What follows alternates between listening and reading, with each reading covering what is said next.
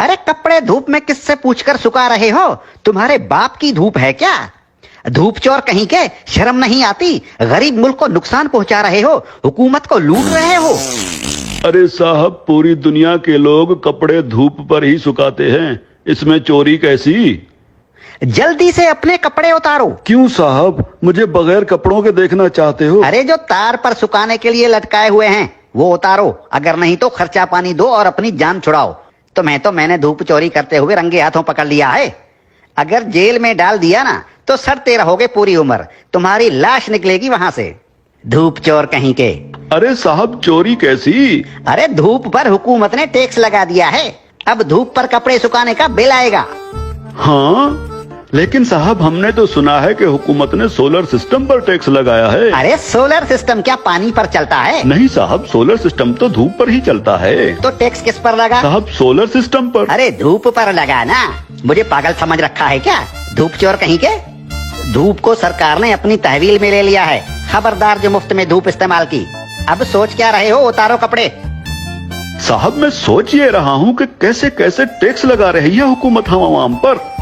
Radio हमारे बाप दादा सुनते थे और उसका टैक्स अब हम अदा कर रहे हैं। पीटीवी हम देखते नहीं, उसका टैक्स भी देना पड़ता है। बिजली का मीटर अपने पैसों से खरीदा और लगाया अपने घर की दीवार पर, लेकिन उसका किराया टैक्स की सूरत में देना पड़ता है। बिजली आने का टैक्स, बिजली जाने का टैक्स। अरे साहब, हम कौन कौन से टैक्स अदा करें?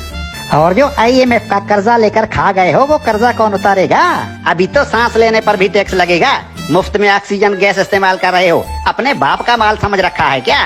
तुम लोगों पर तो ऑक्सीजन गैस की चोरी का केस भी बन सकता है, सीधे जेल के अंदर जाओगे। अरे साहब, ये क्या बात हुई? जुबान लड़ाते हो कानून से। अरे कानून साहब, लेकिन कल को अगर हुकूमत कहेगी कि आसमान पर बादल आ गए हैं उसका टैक्स दो, बारिश हो रही है उसका टैक्स दो, तो हम अब क्या बादलों और बारिशों का टैक्स भी तो देंगे? बादल और बारिश तुम्हारे बाप के हैं क्या? अगर बादल इस मुल्क के ऊपर आए तो वो भी इस हुकूमत की मिल्कियत हुई ना, आवाम को उसका टैक्स देना पड़ेगा। और अगर बारिश हुई तो बारिश का टैक्स भी देना पड़ेगा। बादलों और बारिशों के बाप का मुल्क है क्या ये? हाँ? ये जो गलियों में धूल उड़ रही होती है ना, जो तुम्हारे मुंह में चली जाती है, इसका टैक्स भी देना होगा। मिट्टी मुफ्त की नहीं है, 76 सालों से मुफ्त खाए जा रहे हो। उतारो अपने कपड़े, धूप को मुफ्त का माल समझ रखा है। याद रखो, जो भी धूप का टैक्स नहीं देगा उसके घर के ऊपर सूरज निकलना बंद हो जाएगा।